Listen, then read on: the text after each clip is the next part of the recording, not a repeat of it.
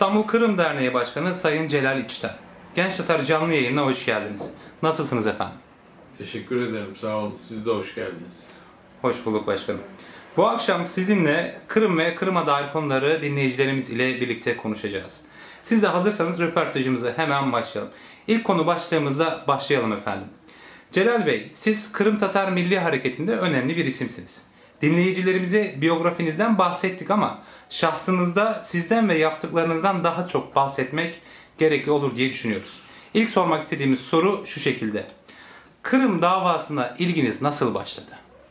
Kırım davasına ilgimiz, biz Kırımlı bir aile olduğumuz için rahmetli Murtaza dedem Hamdullah Supi Tanrıöver'le beraber Türkçülük hareketine katılan bir şahıstır. Biz bunları sonradan öğrendik. Dobruca'dan İstanbul'a göç esnasında babam tarafından